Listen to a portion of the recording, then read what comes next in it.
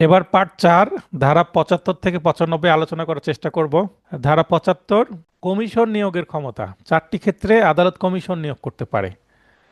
কোনো ব্যক্তির জবানবন্দি গ্রহণের জন্য, মনে করেন কোনো বাদী বা বিবাদী আদালতে এসে, বা বাদী বা বিবাদীর পক্ষে কোনো নিরপেক্ষ সাক্ষী, যে কোনো প্রকারের সাক্ষী, যে ব্যক্তি আদালতে আসতে পারবেন না।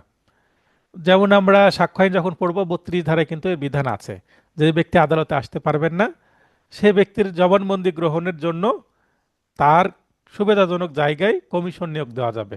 কোনো ব্যক্তি মানে আদালতের পক্ষে কোনো অ্যাডভোকেট বা কোনো কমিশন নিয়োগের ক্ষেত্রে যাকে কমিশনার হিসাবে নিয়োগ করা যায়, এই ধরনের ব্যক্তিকে ওই জবানবন্দি গ্রহণের জন্য আসামির, সরি, সাক্ষীর বাড়িতে যাওয়া যাবে। জি। স্থানীয় তদন্ত করার জন্য, হিসাব পরীক্ষা বা সংশোধনের জন্য, কোনো হিসাব এক পক্ষ বলছে যে আমি এত টাকা পাবো, আরেক পক্ষ বলছে যে আমি এত টাকা পাবো, তার মানে পার্থক্য, বাদী বলবে যে আমি মানে বেশি বলবে, বিবাদী একটু কম বলবে, যখন পার্থক্য হবে তখন একজন তৃতীয় পক্ষ আদালতের প্রতিনিধি হিসাবে কমিশনার চলে যাবেন কোথায়, সংশ্লিষ্ট জায়গায় কমিশন নিয়োগের জন্য। আনোয়ার ভাই হাত উত্তোলন সঠিক করেছেন। হিসাব জানার জন্য। আনোয়ার ভাই। আসসালামু আলাইকুম স্যার। ওয়ালাইকুম আসসালাম, বলেন। আসসালামু আলাইকুম স্যার। ওয়ালাইকুম জি আসসালাম। স্যার, এই কমিশন নিয়োগ কি স্যার ওই যে হাজতখানায় কোনো আসামি থাকলে হাজতখানায় করতে পারবে? পারবে। আদালত যেখানে, জি স্যার। মানে যে ব্যক্তি আদালতে উপস্থিত হতে পারবে না, যখন আমরা 32 ধারা পড়বো সাক্ষ্য আইনের, এই জিনিসটা আরো ক্লিয়ার হবে। বুঝতে পেরেছেন? জি স্যার। 32 ধারা অনুসারে জি 8 স্যার। প্রকার ব্যক্তিকে আদালতে উপস্থিত করা যায় না। তো সেই ব্যক্তির কিছু কিছু ক্ষেত্রে কমিশন নেওয়া দেওয়া যাবে। বুঝতে পেরেছেন? জি স্যার। জি স্যার। ঠিক আছে স্যার। তারপরে সম্পত্তি বাটোয়ারা বা বিভাগ বন্টন করার জন্য আদালত, কোনো বিচারক, সিভিল জাজ নিজে তো আর মাঠে যাবে না সম্পত্তি বাটোয়ারা করে দিতে। তাহলে কমিশনার নিয়োগ করবেন। কমিশনার সাধারণত সিনিয়র যারা অ্যাডভোকেট সিভিল প্র্যাকটিস করেন তাদেরকেই নিয়োগ করা হয়, এবং তারা যার স্বার্থে কমিশন দেওয়া হচ্ছে তার থেকে ফি নিয়ে আদালতে জমা দিতে হয়, ফি, কমিশন ফি, এবং এই ফিটা কমিশনার নেন। ঠিক আছে? এক বা একাধিক অ্যাডভোকেট থাকেন, সরকারি সার্ভেয়ার থাকেন, এই ধরনের একটা টিম চলে যায় হচ্ছে মাঠে, সরজমিনে যে ভাগ বাটোয়ারা করে দিয়ে আসে। সার্ভেয়ার বলতে আমিন বাংলায়, হ্যাঁ, জমি মাপেন জি। যারা। জি। 79, সরকার কর্তৃক বা সরকারের বিরুদ্ধে মোকদ্দমা হলে সেক্ষেত্রে বাদী বা বিবাদীর নামের স্থলে শুধু বাংলাদেশ লিখতে হবে। কিন্তু আমি বাস্তবে দেখি বাংলাদেশ না লিখে বাংলাদেশ সরকার লেখে। বুঝতে পেরেছেন? আমি বাস্তবে সবগুলোতেই দেখি বাংলাদেশ। বাংলাদেশ সরকার লেখে, বাংলাদেশ সরকার। কিন্তু আইনে বলছে শুধু বাংলাদেশ লিখলেই হবে। সিভিল মামলার ক্ষেত্রে, ক্রিমিনাল মামলার ক্ষেত্রে কি লিখতে হবে? রাষ্ট্র রাষ্ট্র। অথবা দ্য স্টেট ইংলিশে। ঠিক আছে? জি। জি। ধারা 80, সরকারের বিরুদ্ধে যদি কেউ মোকদ্দমা করতে চায় তাহলে 2 মাস পূর্বেই সচিব বা জেলা কালেক্টর অফিসে রেলওয়ে ব্যতীত নোটিশ দিতে হবে। আর রেলওয়ে যদি কর্তৃপক্ষের বিরুদ্ধে হয় তাহলে মোকদ্দমা করার ক্ষেত্রে রেলওয়ে জেনারেল অফিস বরাবর নোটিশ দিতে হবে। এ হচ্ছে নিয়ম। কারণ আগে থেকে, পূর্বে থেকে জানাতে হবে আপনাদের বিরুদ্ধে মামলা করা হচ্ছে। অনেকটা চেকের মামলায় যেমন আমরা লিগ্যাল নোটিশ দিয়ে থাকি 1 মাস আগে, জি। তেমন। জি। এখন কোনো কারণে নোটিশ না দিয়ে যদি সরকারের বিরুদ্ধে মামলা করা হয় বা সরকারের কোনো কর্তৃপক্ষের বিরুদ্ধে, সেই ক্ষেত্রে লিখিত জবাব দাখিলের জন্য 3 মাস সময় পাওয়া যাবে। জেনারেল টাইম হচ্ছে 2 মাস, কিন্তু সরকার সেক্ষেত্রে 1 মাস আরো বেশি পাবে। কিন্তু বাস্তবে 3 মাস মানা হয় না, 3 বছর পার হয়ে যায়, কিন্তু লিখিত জবাব দেয় না। লিখিত জবাবের জন্য ডেট পড়তেই থাকে, পড়তেই থাকে। ধারা 81, সরকারি কর্মচারী গ্রেপ্তার ও ব্যক্তিগত হাজিরা থেকে অব্যাহতি। একজন সরকারি যদি কর্মচারী বা কর্মকর্তা হয় সেক্ষেত্রে তাকে অ্যারেস্ট করা যাবে কিনা, বা তাকে প্রতিদিন আদালতে এসে হাজিরা দিতে হবে কিনা, সেগুলো বিষয়ে বলা হচ্ছে। ডিক্রি জারি ব্যতীত অন্য মোকদ্দমায় সরকারি কর্মচারীকে গ্রেপ্তার করা যাবে না। জারি মামলায় করা যাবে, কিন্তু জেনারেল কোনো সিভিল মামলায় করা যাবে না। 87, মোকদ্দমার পক্ষ হিসেবে শাসনকর্তার মোকদ্দমা সম্পর্কে রীতি হচ্ছে নিজ রাষ্ট্রের নামে মোকদ্দমা চলবে বাদী বিবাদী উভয় ক্ষেত্রেই। অনুমতিকালে প্রতিনিধির নামেও মোকদ্দমা চলবে। এটা খুব একটা গুরুত্বপূর্ণ একটা আপনার সেকশন না 88 স্বার্থবিহীন মোকদ্দমা বা ইন্টারপ্লিডার শুট একই সম্পত্তির দাবিতে একই ব্যক্তির বিরুদ্ধে দুই বা ততোধিক ব্যক্তির মোকদ্দমা এটাকে ইন্টারপ্লিডার শুট বা স্বার্থবিহীন মোকদ্দমা বলে। স্বার্থবিহীন মোকদ্দমাটা কি এটা একটু ডিপে আমরা যাব যখন অর্ডারে পড়বো তখন। এখানে কি স্বার্থবিহীন মোকদ্দমা বা ইন্টারপ্রিটার শুট কত ধারায় আছে? 88 ধারায়। এতটুকু শুধু মনে রাখেন তাহলে হবে।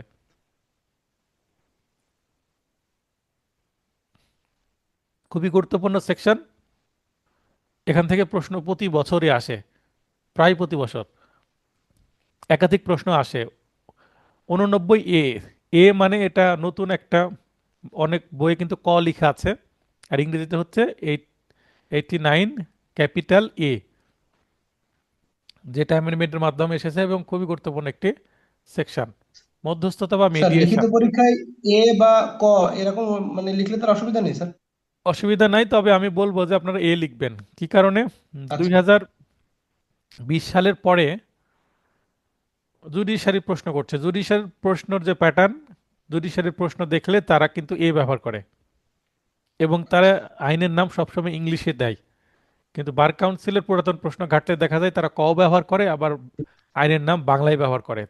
এটা হচ্ছে জুডিশিয়ারি, দুঃখিত, জুডিশিয়ারি স্টাইল, এটা ওই স্ট্যান্ডার্ড। হ্যাঁ, জি যে তারা ইংলিশটাকে ফলো করছে। বুঝতে পেরেছেন? জি জি। জি স্যার।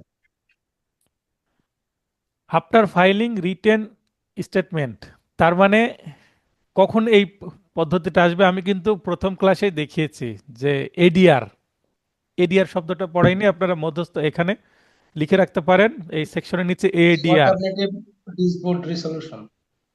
অল্টারনেটিভ ডিসপিউট রেজলিউশন বা বিকল্প বিরোধ নিষ্পত্তি। তো এটা এক প্রকার হচ্ছে এডিআর। আপনার এই ধারের নিচে এডিআর লিখে রাখতে পারেন। আমি কিন্তু চার্টে দেখিয়েছি যে লিখিত জবাব দেওয়ার পরে কিন্তু এডিআর এর স্টেপ আসে এবং এটা আদালত দিতে বাধ্য। দ্য কোর্ট, এখানে কি লেখা আছে? শ্যাল। কি লেখা আছে? শেয়াল। শ্যাল। শ্যাল মানে বাধ্য আদালত, তাই না? আর যদি জি মেয়ে থাকতো তার অবশ্যই মানে জি আদালতের ইচ্ছাধীন। এই জাস্ট জি। ল্যাঙ্গুয়েজের কারণে শ্যালটাকে গাঢ় করে দিয়েছি কেন? শ্যাল দ্বারা আদালত বাধ্য, এটা বোঝাচ্ছে। রিফার দ্য ডিসপিউট ফর মিডিয়েশন, এই যে একটা লাইনে অনেক কিছু বোঝাচ্ছে। কি কি বোঝাচ্ছে? লিখিত জবাব দাখিলের পর পক্ষসমূহ হাজিরের পর শুনানি মুলতবি রেখে, তার মানে সাক্ষ্য গ্রহণ শুরু না করেই আদালত অবশ্যই মোকদ্দমাটি মধ্যস্থতার দিন ধার্য করবেন। তার মানে একটা সুযোগ দেওয়া আপোষের জন্য। এটি আদালতের বিবেচনা বা ইচ্ছাধীন ক্ষমতা নয়, বরং এটি আদালতের জন্য বাধ্যতামূলক। ওই শ্যালের অর্থ এখানে বলে দিলাম, ঠিক আছে? জি। অর্থঋণ আদালত আইন 2003 এর ক্ষেত্রে প্রযোজ্য নয়। মানে অর্থঋণ আদালত আইন যেটা মানি শুট হয়, ওই আইনে যত, এই আইনে যতগুলো মামলা হয় কোনো মামলায় এডিআর এর প্রয়োজন হয় না। আদালত নিজে অথবা আইনগত সহায়তা আইন 2000 অনুসারে, আইনগত সহায়তা আইন অনেক সময়, বাংলাটা অনেকে বুঝবেন না। যিনি লাইনে আছেন, লাইনে এই যে আনোয়ার ভাইয়ের কারণে রিপিট হচ্ছে, আনোয়ার ভাইকে মিউট করে দিলাম। তো এটা হচ্ছে আপনি ইংলিশে লিখে রাখতে পারেন হচ্ছে লিগ্যাল, লিগ্যাল এড যেটা, হ্যাঁ, লিগ্যাল এড জি। অ্যাক্ট 2000, এখানে ইংলিশে লিখতে পারেন। লিগ্যাল এড সবাই কিন্তু শুনি, খুবই পরিচিত, মানে বাংলার থেকে ইংলিশটাই মানুষের পরিচিত। এই 2000 অনুসারের পাশে স্যার হ্যাঁ, এখানে লিগ্যাল লিখে এইড। রাখেন অনুসারের পরে লিগ্যাল এড অ্যাক্ট 2000, 2000, ঠিক আছে? জি ইংলিশটা বেশি মনে থাকবে। জি তো এই আইনেই বলে দেওয়া আছে, এই আইনের মাধ্যমে কিন্তু অ্যাডাপ্ট হয়েছে এটা। হ্যাঁ, এই এই আইনের কারণে বাধ্য করে, মানে সিপিসির মধ্যে এই আইনটা প্রবেশ করেছে, মানে এই লিগ্যাল এড অ্যাক্টেরই প্রতিফলন চলে এসেছে হচ্ছে সিপিসিতে। আইনগত সহায়তা কর্মকর্তা বা পক্ষসমূহের নিযুক্ত আইনজীবী বা স্থানীয় বার সমিতির সভাপতির সাথে পরামর্শপূর্বক জেলা জজ কর্তৃক প্রণয়নকৃত প্যানেল, যেটা প্যানেল অফ মেডিয়েটর্স, মেডিয়েশন করবে মেডিয়েটর্স, হতে মধ্যস্থতাকারীর নিকট মোকদ্দমাটি প্রেরণ করবেন। তার মানে এখানে আমরা তিনটা ক্যাটাগরি দেখছি, যে লিগ্যাল এড যেটি অফিসার তিনি, লিগ্যাল এড অফিসার নিজেই অথবা যারা বাদী বিবাদীর যে নিযুক্ত আইনজীবী তারা, মানে সংশ্লিষ্ট আইনজীবীরা, এবং যারা প্যানেলে থাকবেন, যাদের একটা লিস্ট করা থাকবে, তারা এই মধ্যস্থতার কাজ করবেন। তো এই লিস্টে কাদের কাদের নাম থাকতে পারে সেটা আমরা একটু পরে দেখছি। এই প্যানেল এর যে তালিকা সেটা কে তৈরি করবে? জেলা জজ তৈরি করবে। পরামর্শ নিবে কার? ওই বার স্থানীয় সমিতির বার সমিতির সভাপতি। সভাপতি। যেমন রাজশাহীতে বার সমিতি আছে, তার সভাপতি; নাটোরে বার সমিতি আছে, তার সভাপতির সাথে সংশ্লিষ্ট জেলা জজ। প্রতিটি জেলাতে কিন্তু আলাদা আলাদা জেলা জজ আছে, আলাদা আলাদা বার সমিতি আছে। প্রতিটি বার সমিতি অবশ্যই একজন সভাপতি আছেন বা প্রেসিডেন্ট আছেন, তাই না? জি। অবসরপ্রাপ্ত জজ বা প্যানেল হতে কোনো ব্যক্তি বা যোগ্যতা সম্পন্ন অন্য কোনো ব্যক্তি মধ্যস্থতাকারী হতে পারেন। ঠিক আছে, তাহলে আরো কারা কারা হতে পারে সেটা দেখলাম। এটা হচ্ছে যোগ্যতা প্যানেলের অন্তর্ভুক্ত হওয়ার। কিন্তু কোন ব্যক্তি প্যানেলের যোগ্য নয়? প্রজাতন্ত্রের লাভজনক পদে নিযুক্ত ব্যক্তি মধ্যস্থকারী হবেন না, তার মানে এটা অযোগ্যতা। ঠিক আছে, জি। এটা কিন্তু হাইলাইট করা আছে, তার মানে এটা খুবই ইম্পর্টেন্ট লাইন, ইতিপূর্বে জি, হয়তোবা বোর্ড করা আছে, জি। প্রশ্ন এসেছে। হ্যাঁ, যেটা আলোচনা করছিলাম সবকিছু ঠিক আছে ভাই? জি স্যার, ঠিক আছে। আচ্ছা, যেটা আলোচনা করছিলাম, আমরা মধ্যস্থতা আলোচনা করছি। একাধিক মধ্যস্থতাকারী নিয়োগে বাধা নেই, অর্থাৎ একটা মামলায় যে একজন মধ্যস্থতাকারী হবেন তা না, একাধিক হতে পারে। মামলার গ্র্যাভিটি এবং বিষয়বস্তু অনুসারে সংখ্যা অধিক হতে পারে, 2, 3, 4 জন হতে পারে বা তারও বেশি হতে পারে। প্রত্যেক মধ্যস্থতাকারী ফি প্রাপ্ত হবেন। এই মধ্যস্থতা কিন্তু আবার বিনা পয়সায় না, এটার জন্য ফি আছে। ফি কে দেবে? মোকদ্দমার পক্ষগণ উক্ত ফি প্রদান করবেন। 10 দিনের মধ্যে পক্ষগণ মধ্যস্থকারী নিয়োগে ব্যর্থ হলে, পক্ষগণ বলতে মামলার বাদী বিবাদী নিজেরাই যদি নিজেদের মধ্যস্থকারী নিয়োগে ব্যর্থ হন, সেই ক্ষেত্রে আদালত পরবর্তী 7 দিনের মধ্যে প্যানেল হতে মধ্যস্থতাকারী নিয়োগ দিবেন। অর্থাৎ মধ্যস্থতাকারী নিয়োগের সর্বোচ্চ সময় হচ্ছে 10+7=17 দিন। এই 17 দিনের মধ্যেই মধ্যস্থতার আদেশ হওয়ার 17 দিনের মধ্যেই কিন্তু মধ্যস্থতাকারী নিয়োগ করতে হবে। মধ্যস্থতাকারী নিয়োগের পর মধ্যস্থতার জন্য স্বাভাবিক সময় হচ্ছে 60 দিন। অর্থাৎ নিয়োগ হয়ে গেল, ইনারা মধ্যস্থতাকারী, ইনারা এখন উভয় পক্ষকে নিয়ে বসবেন, বোঝাবেন যে মামলা চললে তো দেরি হবে, আপনারা নিজেদের মধ্যে আপোষ করে নেন। আপোষ এমন একটা বিষয় যেখানে উইন উইন সিচুয়েশন থাকে, অর্থাৎ উভয় পক্ষই জিতে যায়। উভয় পক্ষের সম্মতিক্রমে একটা সলেনামা তৈরি হয়, জি। আপোষনামা তৈরি হয়। আর যদি মামলা চলে, যে কোনো এক পক্ষ জিতবে, এক পক্ষ অবশ্যই হারবে। তবে আদালতের ইচ্ছা বা পক্ষসমূহের যৌথ আবেদনক্রমে মধ্যস্থতার জন্য অতিরিক্ত 30 দিন সময় দেওয়া যাবে। অর্থাৎ সর্বোচ্চ সময় হচ্ছে 90 দিন, অ্যাডিশনাল টাইম সহ 90 দিন। এগুলো কিন্তু প্রশ্ন আসতে পারে সংখ্যা। মধ্যস্থতাকারী স্বাক্ষরিত প্রতিবেদন আদালতে জমাদানের 7 দিনের মধ্যে সোলে ডিক্রি প্রদান করতে হবে। আদেশ 23-এ বলা আছে যে মধ্যস্থতাকারীগণ মধ্যস্থতা করার পরে একটা তো রিপোর্ট দিবেন আদালতে, প্রতিবেদন দিবেন। এই প্রতিবেদন দেওয়ার পরে ওই প্রতিবেদন অনুসারে সোলে ডিক্রি দেওয়া হবে। আর সাধারণত আমরা যেটা দেখি, পক্ষগণ যদি রাজি হয়ে যায় তাহলে উভয় পক্ষের আইনজীবী মিলে সোলেনামা তৈরি করে নিজেরা স্বাক্ষর করে, পক্ষ এবং আইনজীবী উভয় পক্ষের স্বাক্ষর করে জমা দিলেই সেই বিষয়বস্তুগুলোই চলে আসে হচ্ছে আদেশে, এবং আদেশ থেকে ডিক্রি তৈরি হয়ে যায়, সেটাই সোলে ডিক্রি। তাহলে আইনজীবীরা যেটা স্বাক্ষর করে দাখিল করছেন ওই কাগজটার নাম হচ্ছে সোলেনামা, সলিনামা। এবং এই সোলেনামা অনুসারে আদালত আদেশ দিবেন, এবং ওই আদেশ থেকে ফেরেস্তাদার ডিক্রি তৈরি করবেন। বোঝা গেল? জি। তার মানে সোলে ডিক্রি কিন্তু পক্ষরা তৈরি করছেন না, সোলে ডিক্রি অনুসারে, মানে সোলে ডিক্রি তৈরি হচ্ছে কিন্তু সোলেনামা থেকে। জি। আদালত নিজে মধ্যস্থতা করতে গিয়ে ব্যর্থ হলে, কোনো মামলায় যদি আদালত নিজেই মধ্যস্থতাকারীর ভূমিকা পালন করেন এবং পালন করতে যাই আদালতও ব্যর্থ হয়ে গেল আর পারলেন না, তাহলে আদালত উক্ত মোকদ্দমায় নিজে শুনানি করবেন না। অর্থাৎ তিনি বিচারকের ভূমিকায় আর থাকবেন না ওই মামলায়। কারণ মধ্যস্থতা হচ্ছে একটা ইনফর্মাল প্রসিডিউর। ইনফর্মাল প্রসিডিউরে অনেক গোপন তথ্য তিনি জেনে যেতে পারেন, যেটা ন্যায় বিচারের স্বার্থে কি হতে পারে, ব্যাঘাত ঘাটতে পারে। অর্থাৎ আদালতে জি সাক্ষ্য প্রমাণ কিভাবে আসবে? আদালত দেখবেন যে চোখে কি লাগবে, কালো কাপড় বাঁধা থাকবে, তাই না? এই জি। ধরনের আমরা দেখি না যে হাতে কি আছে, একটা মিজান বা পাল্লা বা পাল্লা, দণ্ড। হ্যাঁ, দাড়ি পাল্লা আছেন এবং চোখে কালো ফিতা বাঁধা আছে। এই অর্থ কি আদালত অন্ধ? আদালত জি শুধু শুনবেন, কান ফাঁকা আছে। শুনবেন মানে উভয় পক্ষ শুনবেন, শুনে সিদ্ধান্ত নেবেন। তার চোখের সামনে কি ঘটছে তিনি সেটা লক্ষ্য করবেন না। তো মধ্যস্থতা করতে গেলে তিনি অনেক কিছু দেখে ফেলবেন। তো দেখা দেখার পরে উনি যখন মধ্যস্থতা করতে পারবেন না, তো ওই মামলা বিচার করতে গেলে ন্যায় বিচার ব্যাহত হতে পারে। তাই ওই মামলাটা তিনি অন্য আদালতে বদলি করে দিবেন, যে এটা আমি আর করবো না, কারণ এটার ইনফরমাল অনেক তথ্য আমি জেনে গেছি। বুঝতে পারলেন?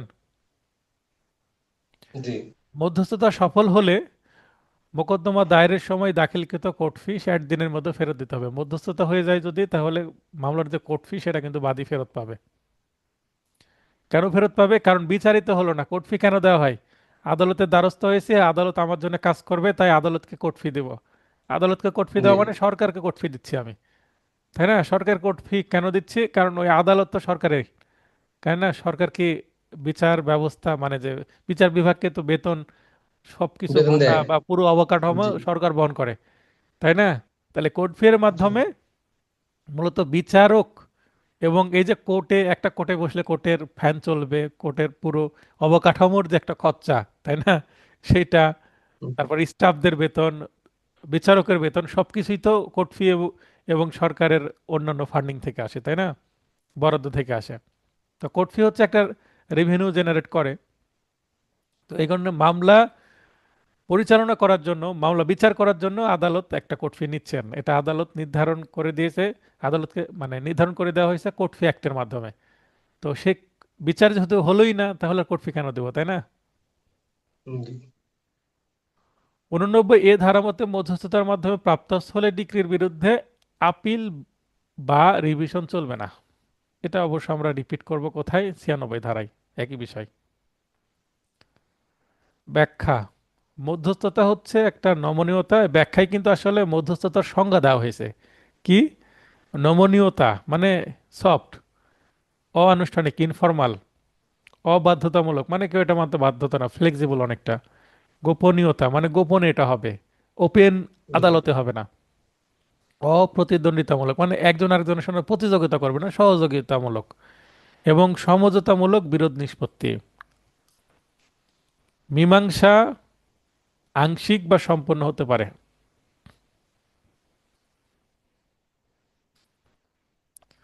ধারা 89 বি, সালিসি বা আরবিট্রেশনের কথা বলা হচ্ছে। আমরা দেখেন মধ্যস্থতা নিয়ে অনেক পড়লাম, আরবিট্রেশন নিয়ে কিন্তু কম পড়ব। এডিআর কিন্তু এই এসিপিসিতে দুইটা বিষয় বলা আছে এডিআর এর। সালিসি আইন 2001 এর ধারা, তাহলে আমরা এর আগেরটা দেখলাম 2000 সালের আইন, এটা হচ্ছে 2001 সালের আইন। 9 অনুসারে মোকদ্দমা প্রত্যাহারের পর কেউ যদি রোয়েদাদ প্রাপ্ত না হয়, রোয়েদাদটা কি? রোয়েদাদটা আমরা তামাদি আইনের 12 ধারার মধ্যে পড়েছিলাম, 4 নম্বর পয়েন্টে, মানে ঘতে, যে কোনো শ্রম আদালত অথবা সালিসি কার্যক্রমের মাধ্যমে যে রায় আসে সেটাকে রায় না বলে, সেটা জাজমেন্ট রয়েছে। না বলে, সেটাকে রোয়েদাদ বলে। ইংলিশ ইংলিশ হচ্ছে অ্যাওয়ার্ড। তো অ্যাওয়ার্ড বা রোয়েদাদ পেলো না মানে সালিশ হলো কিন্তু অ্যাওয়ার্ড বা রোয়েদাদটা দিল না, কোনো কারণে সেটা ব্যর্থ হয়ে গেছে। এখন একটা মামলা হয়েছে, মামলার পর এডিআরে গেছে, এডিআরে যে মধ্যস্থতা না করে তার সালিসিতে সিদ্ধান্ত নিল যে সালিসের মাধ্যমে আমরা এটা সমাধান করব, ওকে। গেল, যাওয়ার পরে সালিশ তো হচ্ছেই। এখন সালিশের সিদ্ধান্ত অনুসারে বললো আপনি মামলা কি করেন, প্রত্যাহার করে আসেন। তারপরে সালিশ আমরা রায় দিয়ে দিচ্ছি।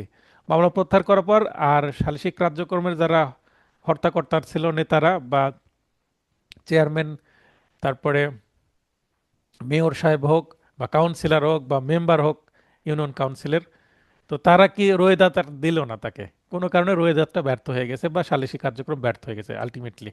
সেক্ষেত্রে কিন্তু পুনরায় মোকদ্দমা দায়ের করতে পারবেন, কোনো সমস্যা নেই। কারণ যে মানে উদ্দেশ্যে আচ্ছা, মামলার কার্যক্রম আবার একেবারে নতুন থেকে শুরু হবে স্যার? শুরু হবে, তার মানে এখানে দোবারা দোষ মানে রেজুডিকাটা কিন্তু কাজ করবে না। আসবে না, কারণ আসবে না। সে প্রত্যাহার করে ভুল করেছে, তাই তাকে আবার সুযোগ দিতে হবে। বুঝতে পেরেছেন? আর 11 ধারায় আমরা জি, কি জি, পড়ে আসলাম? রেজুডি কাটাতে আগের মামলাটা নিষ্পত্তি হতে হবে সঠিকভাবে, কিন্তু নিষ্পত্তি তো হয়নি, জি। না, প্রত্যাহার না, হয়েছে। প্রত্যাহার আর নিষ্পত্তি কিন্তু এক জিনিস না, তাই না? জি, মামলা প্রত্যাহারের অর্থ কি? মানে মুখে নিলাম কিন্তু খেলাম না, উগলে দিলাম, এটাই তো প্রত্যাহার, তাই না? জি, 89 সি, আপিলে মধ্যস্থতা। মধ্যস্থতা কি আপিলে করা যাবে? আপিল মামলাতে যা মানে মনে করেন যে মূল মামলায় মধ্যস্থতার জন্য এডিআর জন্য গেল, এখন আপিলে গিয়ে ওই পক্ষ যদি বলে আমরা এখন আপোস করতে চাই, হতেই পারে। তাহলে প্রয়োজনীয় পরিবর্তন করা যাবে।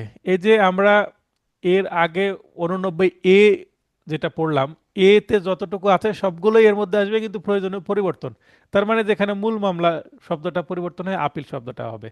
তো প্রয়োজনীয় পরিবর্তন করে এই যে 89 এ তে মিডিয়েশনের যে সেকশনটা আছে সেটাই কিন্তু এখানে কপি পেস্ট হবে। ঠিক আছে, মানে সেই 89 ধারার বিধানই কিন্তু ফলো হবে।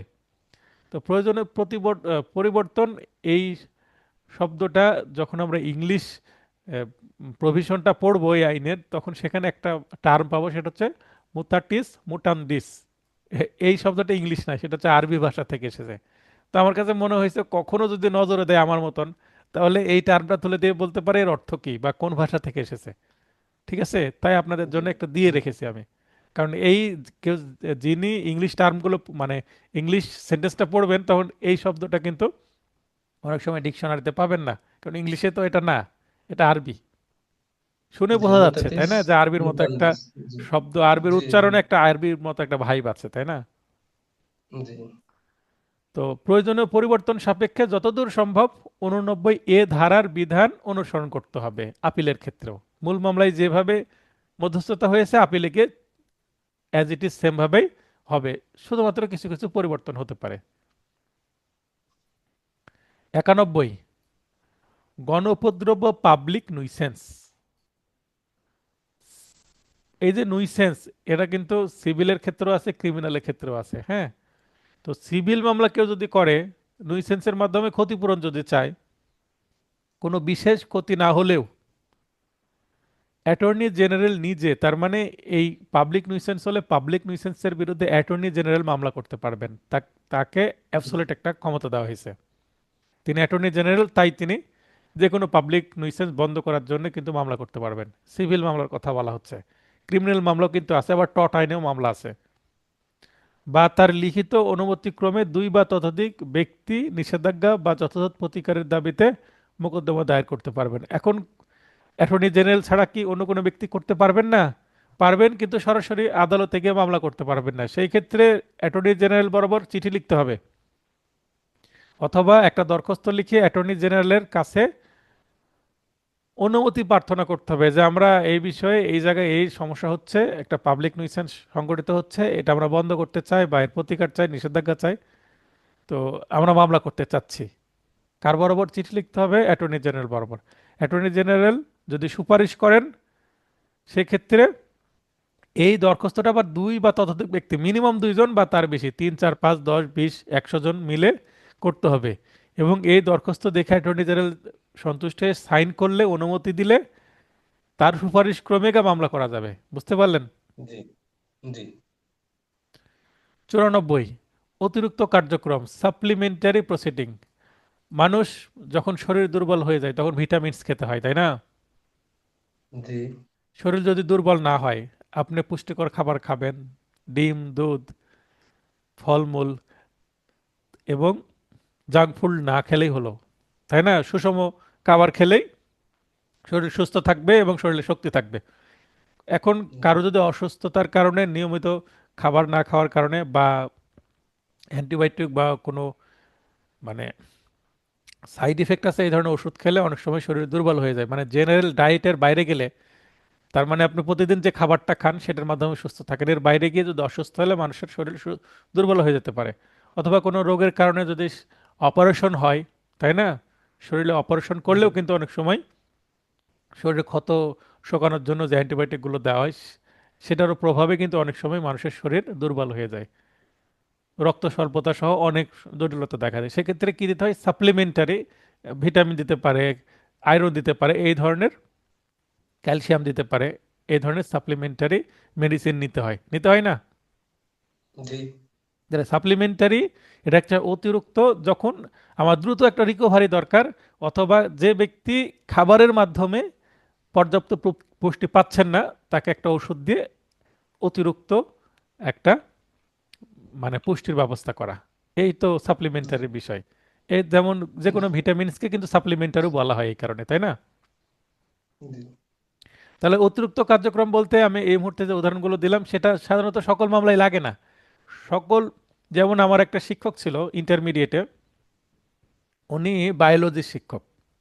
তো আমি যখন পড়েছি ইন্টারমিডিয়েটে, আমি তো 2003 সালে এসেছি পাস। তো ইন্টারমিডিয়েটে তাহলে 3 সালে উঠলাম, তাহলে 3 সাল 4 সাল ইন্টারমিডিয়েট, 5 সালে পরীক্ষা। তো ওই সময় 3 সালে ক্লাস করাকালীন এক শিক্ষক বলছেন যে আমি 28 বছর কোনো মেডিসিন খাইনি, মানে অ্যালোপ্যাথি কোনো আচ্ছা। মেডিসিন খাইনি, ছোটখাটো হয়তো বা কোনো, যেহেতু উনি মানে জীববিজ্ঞান পড়ান, তার মানে ভেষজ নিজের চিকিৎসা করেন আর কি, যদি কোনো কিছু হয়। তার মানে ওনার কোনো অপারেশন করা লাগেনি এবং খুব একটা তিনি অসুস্থ হননি। নিয়ম মানুন, নিয়ম কানুন মানেন। সর্দি কাশি কিছু হলো, একটু মধু, একটু আদা, একটু লেবুর রস, একটু তুলসীর রস, এগুলো মিশিয়ে হয়তো বা নিজের একটা প্রত্যহ করে নিলেন, তাই না? জি। তো যিনি সুস্থ থাকবেন তার কিন্তু কি লাগবে না, সাপ্লিমেন্টারি লাগবে না। ওষুধ লাগবে না। ঠিক আছে? তো যদি সুষ্ঠুভাবে সঠিকভাবে মামলা পরিচালিত হয়, তাহলে এই অতিরিক্ত কার্যক্রমের দরকার হবে না। তার মানে বিশেষ ক্ষেত্রে যখন মামলায় একটু ব্যতিক্রম হয়ে গেল, মামলাটি অসুস্থ হয়ে গেল, তখন সাপ্লিমেন্টারি লাগবে। ঠিক আছে? জি। তো কখন কখন অতিরিক্ত কার্যক্রম হবে? 5টি ক্ষেত্রে, 5টি শব্দটি মনে রাখবেন, হাতের 5। জি। বিচারের উদ্দেশ্য ব্যাহত রোধকল্পে আদালত আদেশ দিবেন। এখন বিচারটা সঠিকভাবে হচ্ছে না, এখন আদালতকে আদেশ দিতে হবে অতিরিক্ত সাপ্লিমেন্ট, ওদের দুর্বল হয়ে গেছে মামলা, এখন মামলাকে সবল করতে হবে। কি? দেওয়ানি কারাগারে প্রেরণের আদেশ। তার মানে একজন ব্যক্তি সঠিকভাবে কাজ করছে না, আদালতের কথা শুনছে না, তাকে দেওয়ানি কারাগারে পাঠাতে পারে, এটা কিন্তু একটা অতিরিক্ত কার্যক্রম। তাছাড়া এই সিভিল কোর্টের দেওয়ানি কারাগারে আটকের দরকার হয় না, এটা কাজও না। সিভিল কোডের কাজ কি কোনো ব্যক্তিকে আটক রাখা? কাজ না, কিন্তু শুনছে না মানে, যখন সোজা আঙ্গুলে ঘি ওঠে না তখন আঙ্গুল বাঁকা করতে হয়, তো এটা আঙ্গুল বাঁকার মতো একটা কাজ। স্যার তাছাড়া তাহলে ওই যে ডিক্রি, স্যার ওই যে তাহলে ওই যে আমরা পড়ে আসলাম যে ডিক্রি জারিতে যে বাধা দেবে তাকে 30 দিন পর্যন্ত দেয়ানি কারাগারে আটক, এটাও কি স্যার ওটাও এই অতিরিক্ত কার্যক্রমের ওটাও মধ্যে? অতিরিক্ত কার্যক্রমের একটা অংশ। আচ্ছা আচ্ছা, মানে ঠিক ওখানে আছে। আমরা পড়লাম, এখানে ক্ল্যারিফাই করছে জি জি জি জি। জি। এবং একসাথে নিয়ে আসছে সবকিছু। এখানে সেকশন 94A, মানে এই যে ব্র্যাকেটে ছোট হাতের এ, মানে এখানে এটা হচ্ছে ক্লজ, ঠিক আছে, সাবসেকশন না, ক্লজ। আবার সম্পত্তি ক্রোকের আদেশ, দেখুন এখানে আবার দেখেন, ক খ গ এগুলোকে বাংলাতে দফা বলবো, আর ইংলিশে এখানে আপনারা প্রয়োজন লিখতে পারেন এই এর নিচে একটু তীর দিয়ে এভাবে দিয়ে আপনারা এইখানে লিখে রাখতে পারেন ক্লজ, CLAUSE, ক্লজ। আর এই পাশে যে ক আছে, ক এর এই পাশে এগুলোকে বলা হবে দফা। এগুলো কিন্তু আমি বারবার বলে দিচ্ছি, অনেকে জানে না কেন এগুলো, জানলেও ভুলে যায় বা ভুল হয়। তো সম্পত্তি ক্রোকের আদেশ, এটাও কিন্তু একটা সাপ্লিমেন্টারি প্রসিডিং, সব ক্ষেত্রে কিন্তু লাগে না। বিবাদী যদি সভ্য ভদ্র হয়, আদালতের বিচার মেনে নেবেন, আদেশ মেনে নেবেন, কিন্তু তারপরও না মানলে ক্রোক করে সম্পত্তি আটকে দিতে পারে আদালত। ক্রিমিনাল মামলায় কিন্তু ক্রোক হয় না, ক্রিমিনাল মামলায় হয় হচ্ছে অ্যাটাচমেন্ট। হ্যাঁ, বা- বাজেয়াপ্ত।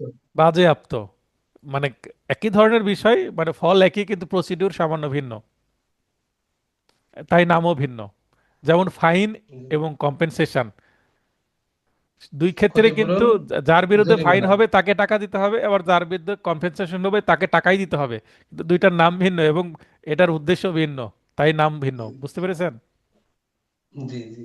তাহলে সেকশন 94B এবং অস্থায়ী নিষেধাজ্ঞার আদেশ, সেকশন 94C। আচ্ছা, এই যে আমি এখানে ইংলিশে কেন সেকশন 94A B C করেছি, এটার ব্যাখ্যা দিব MCQ এ। ঠিক আছে? তো এখানে দেখেন জি এই এই যে গ বা সিটা কিন্তু হাইলাইট করা আছে, তার মানে বিগত সালে এখান থেকে প্রশ্ন এসেছে। আর সেখানে অপশন দিয়েছে ইংরেজিতে সেকশন 94 সি। তা আমাকে বাধ্য হয়ে বাকি ক, খ, ঘ এবং ঙতেও কিন্তু ইংলিশের সেকশন এ, বি, ডি এভাবে উল্লেখ করতে হয়েছে। বুঝতে পেরেছেন?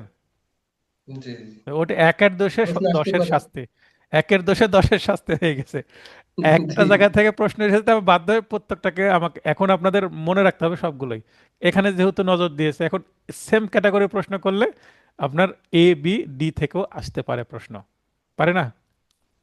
বা জি ই থেকেও আসতে পারে। রিসিভার নিয়োগের আদেশ, এটা ডিতে আছে বা ঘতে আছে। রিসিভার মানে তত্ত্বাবধায়ক। বাদী বললো এই সম্পত্তি আমার, আমার কাছে থাক। বিবাদী বললো না, এই সম্পত্তি তো আমার, আমার কাছেই তো আছে, আমার কাছে থাক। তখন যখন ঝামেলা হবে তখন একটা তৃতীয় পক্ষ নিরপেক্ষ আদালত নিয়োগ করে দিবেন, রিসিভার বা তত্ত্বাবধায়ক, সে দেখবে সম্পত্তিটা। আদালত যেরূপ উপযুক্ত মনে করেন, এর আগে আমরা একটা পয়েন্ট দেখলাম না কমিশনের ক্ষেত্রে? উপযুক্ত মনে করলে মানে ওপেন রাখা হলো, আদালতের বিজ্ঞতা, আদালতের প্রজ্ঞা ব্যবহার করে তিনি উপযুক্ত একটা মেজার বা স্টেপ নিতে পারেন, তাই না? জি তো তদ্রূপ অন্তর্বর্তীকালীন আদেশ, যেটাকে ইন্টারলোকিউটরি অর্ডার বলা হচ্ছে। অন্তর্বর্তীকালীন মানে মামলা শেষ হওয়ার আগ পর্যন্ত এটা চলবে, অন্তর্বর্তীকালীন। ঠিক আছে? জি এটা কিন্তু ইতে বলা হয়েছে। আমি কিন্তু এই যে সিতে যেমন হয়েছে, আমি কিন্তু এমসিকিউ কিন্তু অন্যান্য জায়গা থেকে প্রশ্ন করব এবং অপশন ইংরেজিতে দিয়ে দিব। ধারা 94 এ আজকের সর্বশেষ আলোচনার আমাদের সেকশন, এরপরে ক্লাস শেষ হবে। আশা করছি 11:30টার আগে ক্লাস শেষ হচ্ছে, তাহলে সঠিক হবে আপনাদের জন্য, তাই না? জি আদেশ ইত্যাদি কার্যকর বা জারির নির্দেশনা, direction in execution of orders etcetera. এই নতুন ধারাটি 2025 সালে সংযোজনের পর আলাদা করে জারি মোকদ্দমা দায়েরের প্রয়োজন হবে না। তার মানে আগে কিন্তু মূল মামলা একটা হতো, মূল মামলার বিপরীতে আরেকটা জারি মামলা হতো। যেমন আমার কাছে একটা মামলা ছিল, পারিবারিক মামলা। এই মামলায় ডিক্রি হয়ে গেল, ডিক্রির পরে আবার নতুন করে জারি মামলা করে টাকা উদ্ধার করতে হচ্ছে। ওটা 24 সালে কথা বলছি, 25 সালে অ্যামেন্ডমেন্টের আগে। কিন্তু 25 সালের অ্যামেন্ডমেন্টের পরে আপনার জারি মামলা এবং মূল মামলা একটার মামলার আন্ডারে হবে। তার মানে মামলা নাম্বার পরিবর্তন হবে না এবং ভিন্নভাবে কোনো স্টেপ নেওয়া লাগবে না। বিশেষ করে পারিবারিক মামলার জারির আলাদা ফর্ম থাকে, তারপর প্রসিডিউরই ভিন্ন এবং নতুন একটা মামলারই সৃষ্টি হয়। এবং এখানে মূল মামলা নম্বর উল্লেখ করতে হয় যে এই মামলা থেকে উদ্ভব হলো এই জারি মামলা। কিন্তু এখানে মানে বলা হচ্ছে এরকম যে একটা মামলা থেকে আরেকটা জারি মামলা জন্ম হচ্ছে নতুন। কিন্তু এই 94 ধারার মাধ্যমে যেটা বোঝানো হচ্ছে যে আপনার নতুন একটা মামলার জন্ম দেওয়ার দরকার নাই, ওই মূল মামলার আন্ডারে জারি করতে হবে, জাস্ট একটা দরখাস্ত দিলেই হবে। তার মানে মামলার নাম্বার আর পরিবর্তন হচ্ছে না, নতুন মামলা নাম্বার পড়ছে না, নতুন মামলাও করা লাগছে না। বোঝাতে পারলাম? জি জি তার মানে এটা হচ্ছে ডিরেক্ট একটা প্রসিডিউর। এটা করে কিন্তু এখানে মামলার জট কমবে এবং দ্রুত প্রসিডিউরটা আগাবে। এই সিপিসি সেকশন মানে সিপিসি অ্যামেন্ডমেন্ট করার উদ্দেশ্য মামলার জট কমানো এবং পক্ষদেরকে কি করা, জনগণের ভোগান্তি কমানো। কোনো ডিক্রি বা আদেশ জারির জন্য আদালত, জারিকারী কর্তৃপক্ষ, আইন প্রয়োগকারী সংস্থাকে নির্দেশ দিতে পারবেন। অর্থাৎ জারি করার জন্য যদি ক্রোক করা লাগে তাহলে ক্রোক কে করবে? সাথে পুলিশ যেতে হবে, তাই না? নাহলে তো ঝামেলা হতে পারে। আবার জি সম্পত্তি বাটোয়ারার ক্ষেত্রে পুলিশকে লাগতে পারে, সার্ভেয়ার থাকলো, কমিশনার, দুইজন অ্যাডভোকেট থাকলো, যেন ডিক্রিদারকে ডিক্রি জারিতে সহায়তা করতে পারে। তাহলে এখানে আইন প্রয়োগকারী সংস্থা বলতে পুলিশকে বোঝানো হচ্ছে। আনসারও হতে পারে, মামলার গ্র্যাভিটি অনুসারে দিবে, মামলা কেমন সে অনুসারে। নির্ধারিত সময়ের মধ্যে জারি বিষয়ে প্রতিবেদন আদালতে দাখিল করতে হবে। যাদেরকে জারির দায়িত্ব দেওয়া হলো তারা আবার প্রতিবেদন দিল যে জারি করতে পারলো কি পারলো না, জারি করতে যে কোনো বাধা সৃষ্টি হলো কিনা, প্রপারলি সেটা হয়েছে কিনা, এই বিষয়ে প্রতিবেদন দিবে। এবং তার উপর আদালত আবার সিদ্ধান্ত নেবে যে কি করা যাবে। ঠিক আছে? জি তো আমরা পার্ট 4-এ 75 থেকে 95, কিন্তু 95 ধারা আমাদের দরকার নেই, 94 এ পর্যন্ত তো ওই যে সেকশন যেটা বলছিলাম সেটা একটু দেখাই, আর নতুন অ্যামেন্ডমেন্টের মাধ্যমে কোনো প্রশ্নের পরিবর্তন হয়েছে কিনা সেটা দেখি। আচ্ছা, 94 এই যে the code of civil procedure 99(8) এর কোন বিধানটি নিষেধাজ্ঞা সম্পর্কিত নয়? দেখেন, 2020 সালের প্রশ্ন। এখানে দেখেন সেকশন 94 ইতে আছে, ঠিক আছে, ধারা জি 94 একটা বিষয়। এখানে দেখেন সি আছে, আছে না? জি আছে। এখানে ই আছে, তাই এটার সাথে মিল করে আমি সেটা দিলাম। এই যে সিতে কি আছে আমি দেখালাম না, সিতে নিষেধাজ্ঞা ছিল না? জি অস্থায়ী নিষেধাজ্ঞার আদেশ। হ্যাঁ, 94 সিতে কিন্তু অস্থায়ী নিষেধাজ্ঞা ছিল। এই দেখেন, অস্থায়ী নিষেধাজ্ঞা 94 সি। প্রশ্নটা জি কিন্তু একটু জটিল, পেঁচানো। তাহলে মনে করেন যে এখানে প্রশ্ন কি করা হচ্ছে, যে নিষেধাজ্ঞা সম্পর্কিত নয়, নয় বলে দিয়েছে, তাই না? জি কিন্তু 94 সি কিন্তু নিষেধাজ্ঞা সম্পর্কিত, তাই না? জি তারপর এখানে যে অর্ডার বলা হয়েছে, অর্ডার এটা কিন্তু 39, হ্যাঁ, এখানে 30 আর এখানে 9, 39 রুল 5 এ। আবার এখানে অর্ডার 39 রুল 1 2। এখানে অর্ডার 39, অর্ডার 39টাই কিন্তু আপনার ইনজাংশন সংক্রান্ত, ঠিক আছে। জি অর্ডার জি 39 আমরা যখন পড়ব দেবো সেখানে ইনজাংশন আমার এ নোটে আলোচনা আছে, তার মানে ক, গ এটা অর্ডারে আছে, এটা ইনজাংশন রিলেটেড অর্ডার। আবার আমরা এই 94 সিতেও দেখলাম ইনজাংশন রিলেটেডই সেকশন, কিন্তু কোনটি নয়? তাহলে অবশ্যই তাহলে ইটা ইন্টারলোকেটরি বিষয়, তাই না? জি অন্তর্বর্তী আদেশ। অন্তর্বর্তী আদেশ, অন্তর্বর্তী আদেশ নিষেধাজ্ঞা হতে পারে, কিন্তু অন্তর্বর্তী আদেশই যে নিষেধাজ্ঞা তা না, অন্তর্বর্তী আদেশ বিভিন্ন ধরনের হতে পারে। বুঝতে জি পারলেন? জি তো প্রশ্নটা কিন্তু একটু নয় দিয়ে মানে নেগেটিভ প্রশ্ন যখন করা হয় তখন প্রশ্ন একটু জটিল হয়ে যায়, এখন আপনাকে উল্টোভাবে ভাবতে হয়, না হলে সমস্যা হয়। একটু বেশি কনফিউজিং। এবং জানতে হয় বেশি, নিষেধাজ্ঞা নয় মানে নিষেধাজ্ঞা তিনটা নিশ্চয় আছে, তাই না? এই যে ক, খ এবং গ এই তিনটা নিষেধাজ্ঞা সম্পর্কিত, হ্যাঁ তার মানে জি জি আপনার যে কোন অপশনে তিনটা তিনটাই নিষেধাজ্ঞা থাকবে। সম্পর্কিত আপনাকে তিনটা অপশন জানতে হবে, নাহলে চতুর্থ অপশন আপনি উত্তর বের করতে পারবেন না। জি মানে এখানে আপনার চারটা অপশনেরই অর্থ ভালোভাবে জানতে হয়। নয় প্রশ্নগুলো একটু জটিল, বেশি গুরুত্ব দিয়ে পড়ে তারপর উত্তর করবেন। আজকের ক্লাস এখানে শেষ হচ্ছে। কারো প্রশ্ন থাকলে প্রশ্ন করতে পারেন, আর প্রশ্ন না থাকলে আমরা ক্লাসটি শেষ করে দিব।